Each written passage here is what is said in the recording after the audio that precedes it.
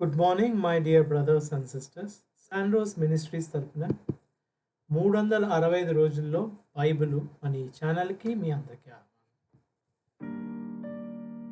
ఇది 59వ రోజు.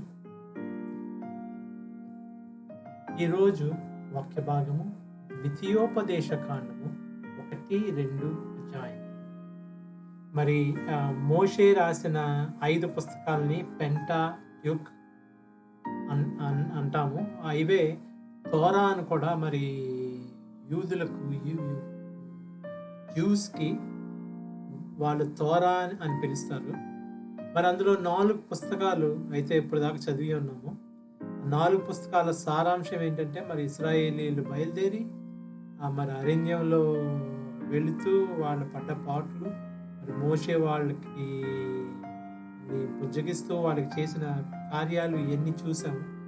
ఎట్టకాలకు వారు మరి యోర్దాను సమీపంలో ఈ మోయాబు మైదానంలో మరి చేరారు. మరి మోషే ఆఖరి దినాలు ద్వితీయోపదేశ కాండము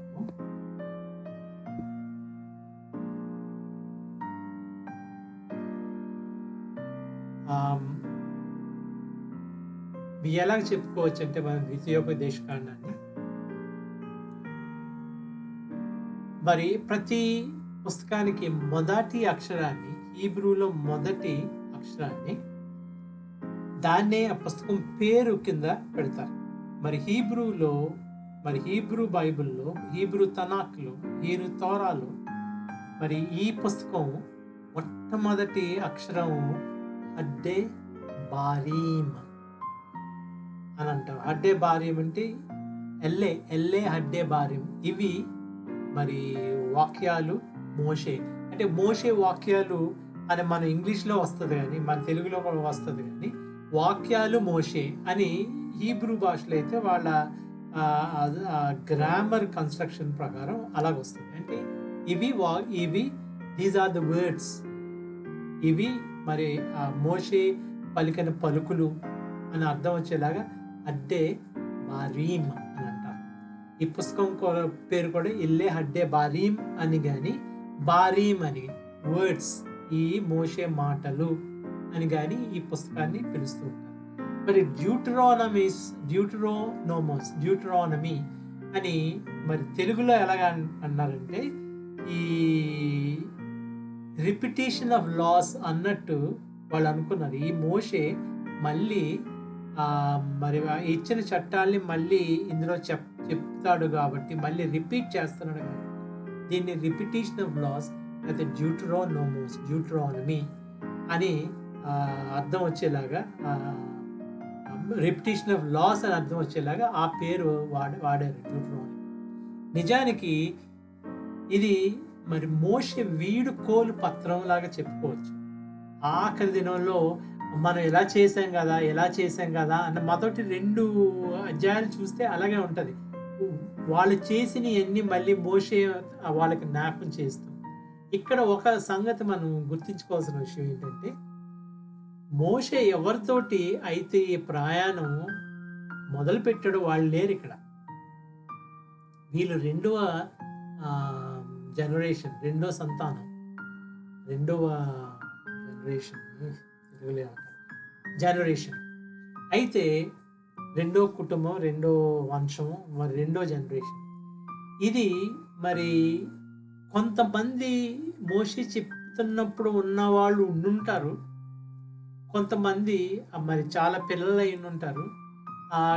కాకపోతే మోషే వాడడం మనం ఇలా చేసాం, మీరు ఇలా ఒప్పుకున్నారు కదా ఇలా మాట్లాడతాడు. కానీ నిజానికి మోషేతోటి మరి ఆ సందర్భంలో ఉన్న వాళ్ళందరూ ఉండకపోవచ్చు, కొంతమంది ఉండవచ్చు, వాళ్ళ చిన్నపిల్లలు అయి ఉండవచ్చు. అది దీని సారాంశం ద్వితీయోపదేశ కాండం.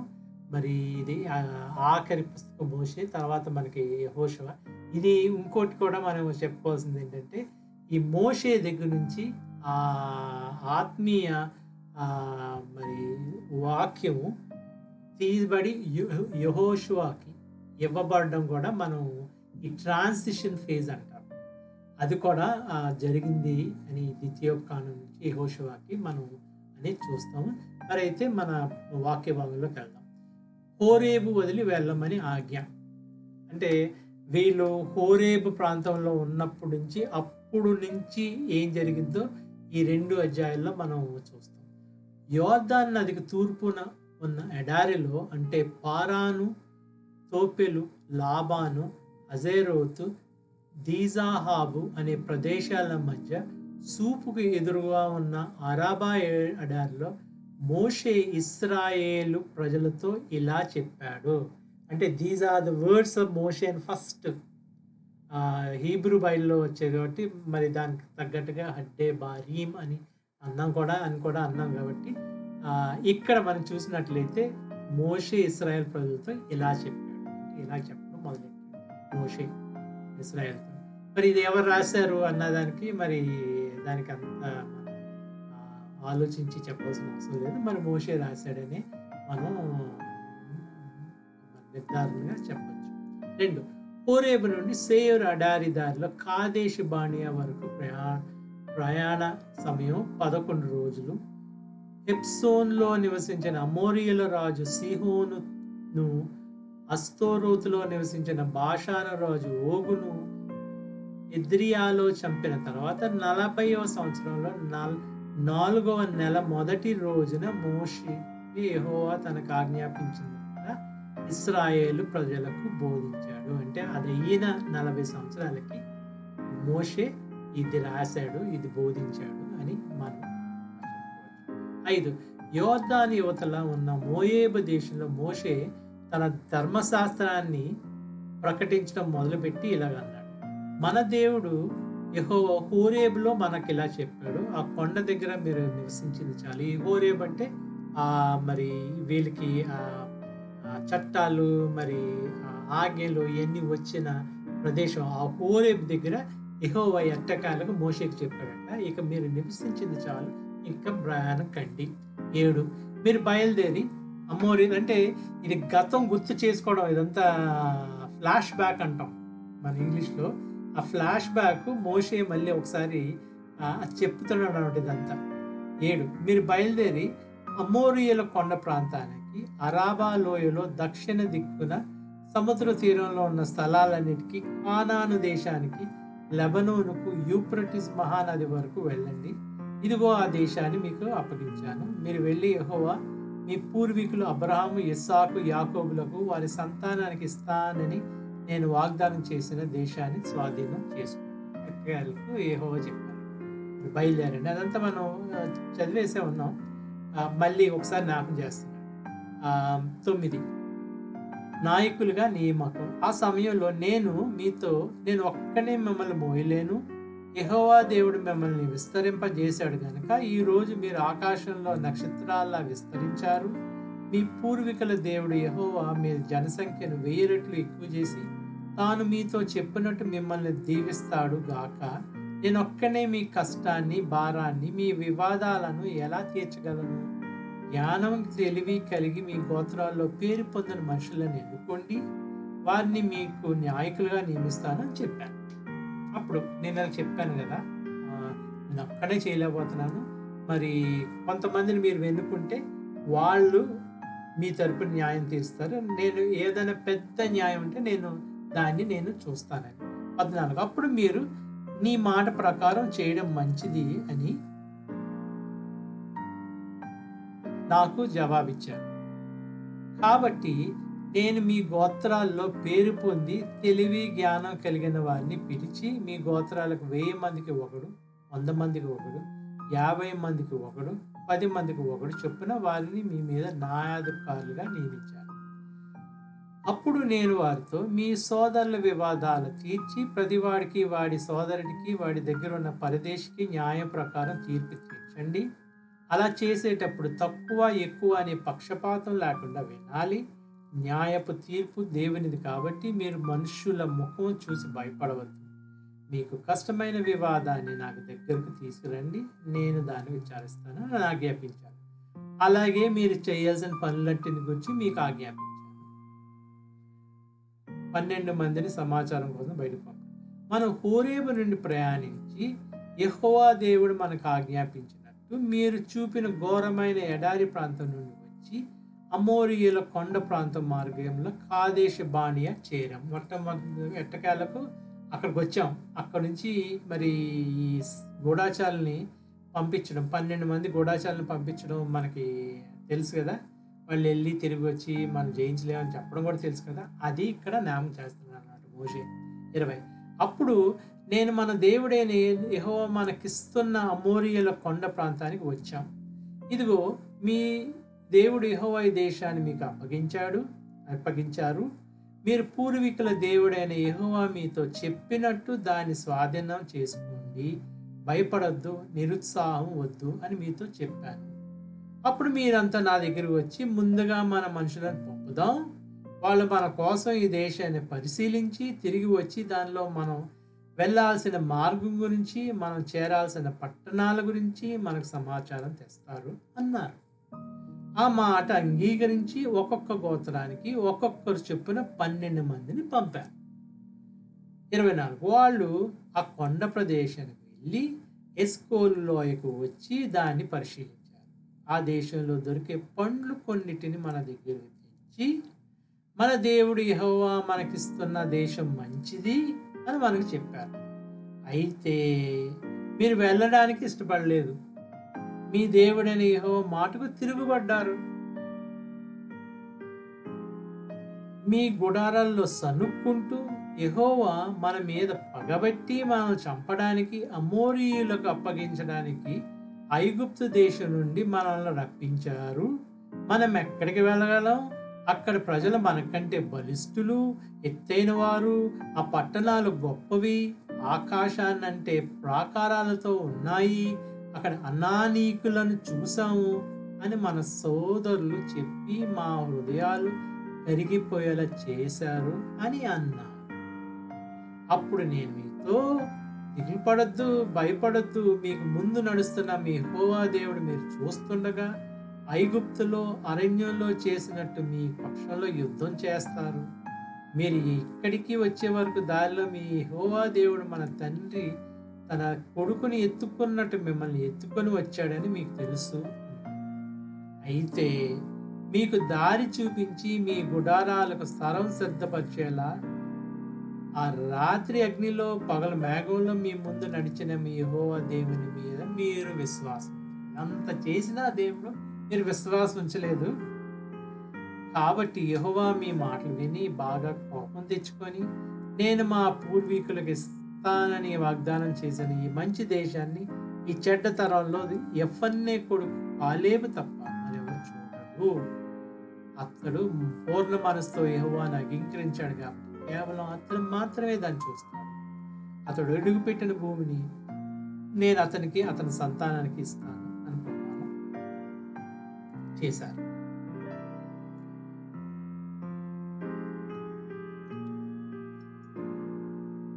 అంతేకాక యెహోవా మిమ్మల్ని బట్టి నా మీద కోపబడి నీ సేవకుడు నూనె కొడుకు యెహోషువ దానిలో అడుగు పెడతాడు కానీ నువ్వు అడుగు పెట్టు, అతడే దాన్ని ఇశ్రాయేలీయులకు స్వాధీనం చేస్తాడు. కాబట్టి అతన్ని ప్రోత్సహించు. అయితే మంచి చెడు తెలియని మీ కొడుకులు అంటే అన్యాయానికి గురవుతారు అని మీరు చెప్పి మీ పిల్లలు దానిలో అడుగు దాన్ని వారికి ఇస్తాను, వారి దాన్ని స్వాధీనం చేసుకుంటారు. మీరు మాత్రం వెనక్కి ఎర్ర సముద్రం వైపు తిరిగి ఎడారికి ప్రయాణించండి అని చెప్పారు. అందుకు మీరు మేము యెహోవాకి విరోధంగా పాపం చేశాము, మా యెహోవా దేవుడు మాకు ఆజ్ఞాపించిన ప్రకారం మేము వెళ్ళి యుద్ధం చేస్తాము అని నాతో చెప్పి మీ ఆయుధాలతో ఆ కొండ ప్రాంతానికి బయలుదేరారు. అప్పుడు యెహోవా నాతో ఇలా అన్నారు, యుద్ధానికి వెళ్ళొద్దు, నేను మీతో ఉండను కాబట్టి మీరు వెళ్ళినా మీ శత్రువుల చేతిలో ఓడిపోతారు అని వారితో చెప్పు అని అన్నారు. మాటలు నేను మీతో చెప్పినా మీరు వినకుండా యెహోవా మాటకు ఎదురు తిరిగి మూర్ఖంగా కొండ ప్రాంతానికి వెళ్ళారు. అప్పుడు అక్కడ ఉన్న అమోరీయులు మీకు ఎదురు వచ్చి కందరీగల్లాగా మిమ్మల్ని హోర్మా వరకు తరిమి సేయూరులో మిమ్మల్ని హతం చేశారు. తర్వాత మీరు వచ్చి యెహోవా సన్నిధిలో ఏడ్చారు, అయినా యెహోవా మిమ్మల్ని లెక్క చేయలేదు, మీ మాట వినలేదు. కాబట్టి మీరు కాదేశంలో చాలా రోజులు ఉండిపోయారు. అక్కడ ఎన్ని రోజులు నివసించారో మీకు తెలుసు. ఇక్కడ అమోరీయులు, అమ్మోనీయులు ఈ రెండింటికి తేడా మరి మర్చిపోద్దే. అమ్మోనీయులు ఎవరంటే లోతు కుమారులు. మరి మోయాబీయులు, అమ్మోనీయులు లోతు పిల్లలు. అమోరీయులు వేరు. అమోరీయులు మనకి శత్రువు. దానికి ఆ తారతమ్యం మర్చిపోదు. ఇక్కడ అమోరీయులు వీళ్ళని మరి కందిరిగిలా కొట్టి మొదటిసారి అది యెహోవా దేవుడు నిన్న మీకు సాయం చేయను అన్న వీరు వెళ్ళి మొట్టమొదటిసారి వెళ్ళి యుద్ధంకి వెళ్ళి చాలామంది హతమైపోతారు. ఇది ఎవరు? ఈ మొదటి సంతానం. ఈ రెండో సంతానం మరి మోషే ఆధ్వర్యంలో వెళ్ళి అమోరియలను చిత్తగొట్టి అమోరియల రాజ్యాలన్నీ లాక్కుంటారు. ఓగు, సీహోను రాజులు. అది కూడా మనం మోషే మళ్ళీ వాళ్ళకి జ్ఞాపకం చేస్తున్నాడు. ఇక్కడ చూడండి, అక్కడ అయ్యింది ఒకటి. ఇది రెండోది, ఎడారిలో సంచారం. అప్పుడు యెహోవా నాతో చెప్పిన విధంగా మనం తిరిగి ఎర్ర సముద్రం దారిలో ఎడారి కొండ చాలా రోజులు సెయ్యూరు కొండ చుట్టూ తిరిగాం. యెహోవా నాకు ఇలా చెప్పారు, మీరు ఈ కొండ చుట్టూ తిరిగింది చాలు, ఉత్తర వైపుకు వెళ్ళండి. నువ్వు ప్రజలతో ఇలా చెప్పు, సేయర్లో నివసించే యాసావు సంతానమైన నీ సోదరుల పరిహద్దులు దాటి వెళ్ళబోతున్నారు. వారు మీకు భయపడతారు, కాబట్టి మీరు జాగ్రత్తగా ఉండండి. వారితో కలహం పెట్టుకోవద్దు, ఎందుకంటే ఏసావుకు సేయూరుని స్వాస్థ్యంగా ఇచ్చింది నేనే. వారి భూమిలోది ఒక్క అడుగైనా మీకు ఇయ్యను.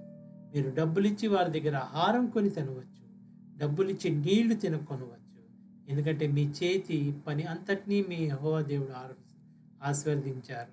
ఈ గొప్ప ఎడారిలో నువ్వు ఈ 40 సంవత్సరాలు తిరిగిన సంగతి ఆయనకు తెలుసు. ఆయన నీకు తోడుగా ఉన్నాడు, మీకేమీ తక్కువ కాదు. ఇక్కడ ఏమైందంటే వీళ్ళు ఈ దేవుడు చూపించిన కానానికి వెళ్ళండి, నేను తోడుగా ఉన్నానని చెప్పు అన్నా వీళ్ళు వెళ్ళకుండా అక్కడ చాలా పెద్ద పొడవైన మనుషులు ఉంటారు, అనానీకులు లాంటి వాళ్ళు ఉంటారు, నెఫిలీలు ఉంటారు. ఇలా భయపడి మీరు వెళ్ళలేరు, అక్కడ నా మీద విశ్వాసం ఉంచలేదు అని దేవుడికి కోపం వస్తుంది. కోపం వచ్చి ఏమంటారంటే 40 సంవత్సరాలు మీరు తిరుగుతారు అంతే. 40 సంవత్సరాల దాకా మీరు అక్కడికి వెళ్ళే ఆస్కారం ఉండదు.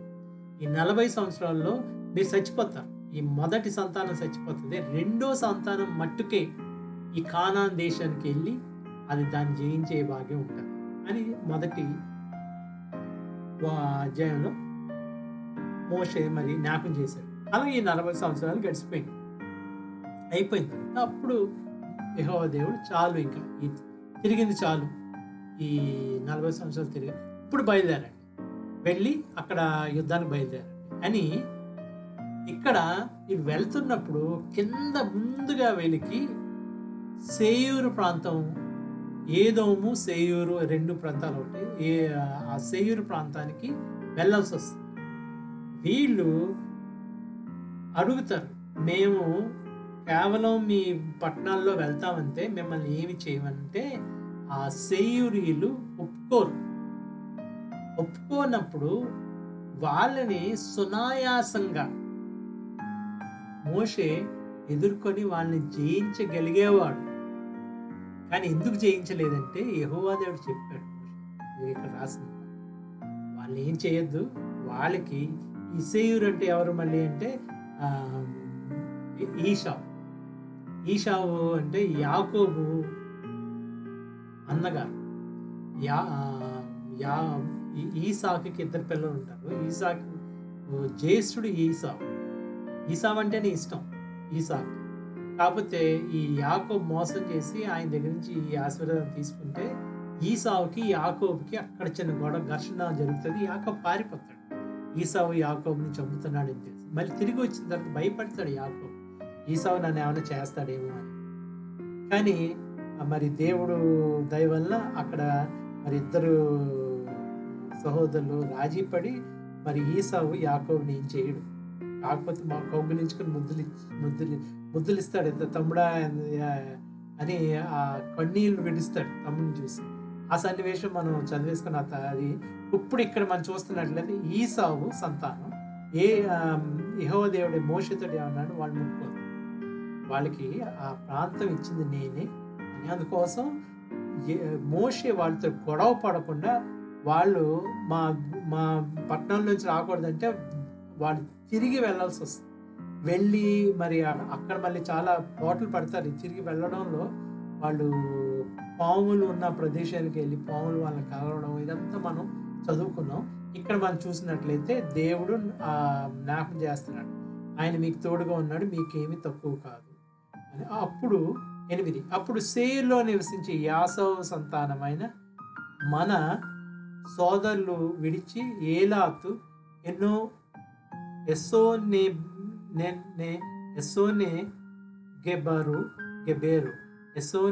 గెబెరు ఆరాబా దారిలో మనం ప్రయాణించాం. మనం తిరిగి మోయాబు ఎడారి మార్గంలో వెళ్తుండగా యెహోవా నాతో ఇలా అన్నాడు, మోయాబీయులను బాధ పెట్టవద్దు, వారితో యుద్ధం చేయవద్దు. లోతు సంతానానికి 6 దేశాన్ని స్వాస్యంగా ఇచ్చాను, వారి భూమిలో దేని సొంతానికి ఇవ్వను. ఇక్కడ కూడా మోయాబీలు కూడా ఏం ముట్టుకోవద్దు మీరు అని. వీళ్ళు మోయాబ్ ప్రాంతంలోకి వెళ్తారు, కానీ మోయాబీలు భయపడిపోయి వీళ్ళు ఏదో చేస్తారని, వాళ్ళు నిజంగానే మరి యెహోవా భక్తులు ఏంటంటే యెహోవా ద్వారా వారికి ఆగే వచ్చి మీరు భయపడవద్దు, ఇశ్రాయేలీలకు చెప్పాను నేను మిమ్మల్ని ఏం చేయొద్దు అని చెప్పే ఆస్కారం లేకపోయింది వాళ్ళు. ఎందుకంటే వాళ్ళు యెహోవాని పూజించకుండా ఎవరు అన్య దేవతలను పూజించడం వల్ల వాళ్ళకి మరి ఆ మనశ్శాంతి లేకుండా పోయింది. వీళ్ళు ఇశ్రాయేలు వాళ్ళని ఏం చేస్తారో అని భయపడిపోయి అక్కడే మనకి బాలాకు బలాము వీళ్ళు సంగతి కనిపిస్తుంది. సో ఇక్కడ కూడా మన దేవుడు చెప్తాడు మోయాబీల్ని ఏమో చేయొద్దు, ఎందుకంటే వారు లోతు సంతానం. 10, గతంలో ఏమీయులు ఆ ప్రాంతంలో ఉండేవారు, వారు అనానీకుల్లాగా పొడవైన వారు, బలవంతులైన గొప్ప ప్రజ. ఇక్కడ చూడండి, ఇక్కడ అనానీకుల్లాగా, అనానీకులు లేరు. ఇక్కడ మనం నిర్గమకాండంలో అనానీకులు ఉన్నారు అని వాళ్ళు వచ్చి చెప్తారు ఈ గూఢచారి. అప్పుడు మనకి కలిగిన డౌట్ ఏంటంటే ఈ అనానీకులు ఇంకా ఎలాగున్నారు? నోవా టైంలో వీళ్ళు ఉండేవారు ఈ అనానీకులు. వీళ్ళందరూ ఈ నోవా ప్రళయం ద్వారా మరి చనిపోయారు, హతం చేయబడ్డారు అని విన్నాము. ఇక్కడ మళ్ళీ ఈ అనానీకులు ఎలాగొచ్చారు అన్నది చూసినట్లయితే ఇక్కడ మోషే స్పష్టంగా చెప్తున్నాడు, అనానీకులు లాగా పొడవైన అనానీకులు కాదు, అక్కడ వాళ్ళలాగా ఉన్నవాళ్ళు కొంతమంది ఇక్కడ ఉన్నారని మనం ఇక్కడికి చూస్తాం. బలవంతమైన గొప్ప ప్రజ అనానీకుల్లాగా వారిని కూడా రెఫాయీయులు అని పిలిచారు. రెఫాయీయులు అంటే పెద్దవారు అని. మోయాబీయులు వారికి ఏమీయులు అని పేరు పెట్టారు. పూర్వకాలంలో హూరీయులు సేయీరులో నివసించారు. ఇశ్రాయేలీయులు యెహోవా తమకిచ్చిన స్వాస్థ్యమైన దేశంలో చేసినట్టు యాసావు సంతం హూరీయుల దేశాన్ని స్వాధీనం చేసుకుని వారిని చంపి వారి దేశంలో నివసించారు. ఇప్పుడు మీరు లేచి జరదు వాగు దాటండి అని యెహోవా ఆజ్ఞాపించగా మనం జరదు వాగు దాటాం. అక్కడ ఆ మోయాబీలు కూడా మోషే ఏం చేయకుండా ఇప్పుడు జరదు వాగు దాటేశాడు. మన కాదేశ్ బార్నియా నుండి బయలుదేరి జరదు వాగు దాటే వరకు మనం ప్రయాణించిన కాలం 38 సంవత్సరాలు. యెహోవా వారితో శబ్దం చేసినట్టు అప్పటికి ఆ తరంలో యుద్ధం చేయగల మనుషులందరూ గతించిపోయారు. అంతేకాదు వారు గతించే వరకు ఆ తరం వారిని చంపడానికి యెహోవా హస్తం వారికి విరోధంగా ఉంది. ఈ విధంగా సైనికులైన వారంతా చనిపోయి గతించిన తర్వాత యెహోవా నాకు ఇలా చెప్పారు, ఈ రోజు నువ్వు మోయాబుకు సరిహద్దుగా ఉన్న 6 దేశాన్ని దాటబోతున్నావు. అమ్మోనీయులు పక్కగా వెళ్ళేటప్పుడు వారిని బాధించేది. చూడండి, దేవుడు ఈ ముందు ఏసావుని ఏం చేద్దన్నాడు, తర్వాత మోయాబుల్ని.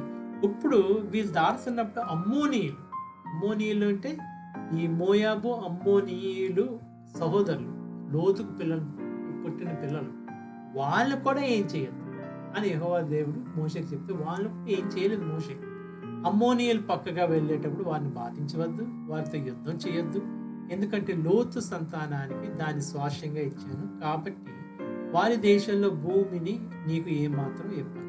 దాన్ని కూడా రెఫాయీయుల దేశం అని పిలిచారు. పూర్వం రెఫాయీయులు అందులో నివసించారు. అమ్మోనీయులు వారిని జంజుమీలు అనేవారు.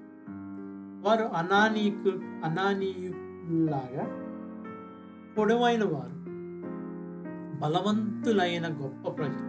అయితే యెహోవా అమ్మోనీయుల ఎదుట నుండి వారిని వెళ్ళగొట్టడం వలన అమ్మోనీయులు వారి దేశాన్ని స్వాధీనం చేసుకొని అక్కడ నివసించారు. ఇక్కడ మనం అంతకుముందు ఎవరు నివసించారు? ఇక్కడ ఈసావు దగ్గరకు వచ్చేటప్పుడు అంతకుముందు ఎవరు నివసించారో వారిని ఈసావీయులు చంపి వాళ్ళ స్వాస్థ్యం వాళ్ళు తీసుకున్నారని అయింది. ఎవరు? హోరీయులు దేశాన్ని మరి సేయూరు ఈసావు సంతానం ఆక్రమించింది. ఇక్కడ అలాగే ఈ జంజుమీయులు వాళ్ళ దేశాన్ని అమ్మోనీయులు మరి వాళ్ళని తరిమి వాళ్ళు ఆక్రమించారు. నాకు అనానీకుల్లా పొడవైన వారు, బలవంతులైన గొప్ప ప్రజలు. అయితే యెహోవా అమ్మోనీయులు ఎదుట నుండి వారిని వెళ్ళగొట్టడం వల్ల అమ్మోనీయులు వారి దేశాన్ని స్వాధీనం చేసుకొని అక్కడ నివసించారు. ఆయన సేయల్లో నివసించే యాసావు సంతానం కోసం వారి ఎదుటి నుండి హోరియలు నాశనం చేశాడు. కాబట్టి వారు హోరియల దేశం స్వాధీనం చేసుకొని ఈ రోజు వరకు అక్కడ నివసిస్తున్నారు. గాజా వరకు ఉన్న గ్రామాల్లో నివసించిన అవీయులను కప్తోరు నుండి వచ్చిన కప్తోరియలను నాశనం చేసి అక్కడ నివసించారు. ఇక్కడ మరి ఓగు సీహోనుని మనం ఎలాగా జయించామో అన్నది మళ్ళీ మోషే ఇక్కడ వెలిగి మరి జ్ఞాపకం చేసుకుంటున్నారు అనమాట. 24 మీరు బయలుదేరి అర్నోన్ లోయ దాటింది. ఇదిగో అమోరీయుడు హెబ్సోన్ రాజు అయిన సీహోనును అతని దేశాన్ని మీ చేతికి అప్పగించాను. అతనితో యుద్ధం చేసి దాన్ని ఆక్రమించుకోండి. ఈ రోజు ఆకాశం కిందన్న జాతుల ప్రజలందరికీ నువ్వంటే భయం పుట్టించడం మొదలు పెడుతున్నావు. వారు మీ గురించిన సమాచారం విని మీ ఎదుట వనికి కలవరపడతారు అని యెహోవా నాతో చెప్పాడు. అప్పుడు నేను కెదేమోతు ఎడారిలో నుండి హెబ్సోను రాజు సీహోను దగ్గరకు దూతలను పంపి మమ్మల్ని నీ దేశం గుండా వెళ్ళనివ్వు, కుడి ఎడమలకు తిరగకుండా దారిలోనే నడిచిపోతాము. నా దగ్గర సొమ్ము తీసుకొని తినడానికి ఆహార పదార్థాలు తాగడానికి మీరు ఇవ్వు. సేయూరులో ఏసావు సంతానము ఆర్లో మోయాబీలు నాకు చేసినట్టు మా దేవుడు యెహోవా మాకిస్తున్న దేశానికి వెళ్ళడానికి యోర్దాను నది దాటే వరకు కాలినడకతోనే మమ్మల్ని వెళ్ళను అని శాంతికరమైన మాటలు పలికించాను. ముందు శాంతిగానే అడిగాడు మోషే. ఎవరిని? ఈ అమ్మోనీయుడు కదా, అమోరీయుడు ని అడిగాడు. అయితే 30 అయితే హెబ్సోను రాజు సీహోను మనం తన దేశం గుండా వెళ్ళడానికి ఒప్పుకోలేదు. ఎందుకంటే ఈ రోజు జరిగినట్టు మన చేతికి అతన్ని అప్పగించడం కోసం మీ యెహోవా దేవుడు అతని మనసును కఠినపరిచి అతని హృదయాన్ని బండబారిపోయేలా చేశారు. అప్పుడు యెహోవా, చూడు, సీహోనును అతని దేశాన్ని నీకు అప్పగిస్తున్నాను. అతని దేశాన్ని స్వాధీనం చేసుకోవడం మొదలుపెట్టు అన్నతో చెప్పారు. సీహోను అతని ప్రజలంతా యాహసులో మనతో యుద్ధం చేయడానికి వచ్చారు. మన యెహోవా దేవుడు అతన్ని మనకు అప్పగించారు. కాబట్టి మనం అతన్ని, అతని కొడుకులను, అతని ప్రజలందరినీ చంపి వేశాము. 34 ఇప్పుడున్న అతని పట్టణాలను, వాటిలోని స్త్రీ పురుషులను, పిల్లలను ఏది మేలకుండా నాశనం చేశాము. కేవలం పశువులను, ఆ పట్టణాల ఆస్తిని దోచుకున్నాం. ఆర్నోను ఏటి లోయ ఒడ్డున ఉన్న ఆరో ఏరు ఆ లోయలో ఉన్న పట్టణం మొదలుపెట్టి గిలాదు వరకు మనకు లొంగిపోని పట్టణం ఒక్కటి కూడా లేదు. మన దేవుడు అన్నిటినీ మనకు అప్పగించాడు. అయితే అమ్మోనీయుల దేశానికైనా, ఎబ్బోకు నది లోయ లేని ఏ ప్రాంతానికైనా, కొండ ప్రాంతంలోని పట్టణాలకైనా యెహోవా దేవుడు వెళ్ళవద్దని చెప్పిన మరే స్థలానికైనా మీరు వెళ్ళరు అని మోషే ఇక్కడ బట్టి 2 అధ్యాయాలు చెప్పాడు. మరి రేపు మళ్ళీ ఇంకో 2 అధ్యాయాలు చదువుకుందాం. దేవుని కృప వల్ల మరి 4 పుస్తకాలు చదవగలిగాం. ఇది 5వ పుస్తకానికి వచ్చాం. మరి ఇది కూడా మరి దేవుడు చదవడానికి సహాయం చేస్తాడని కోరుతూ మరి ఈ రోజుకి ఉంటూ మళ్ళీ దేవుని చిత్తమైతే మళ్ళీ కలుసుకుందామని చెప్తూ ఈ సహోదరుడు క్రిస్టోఫర్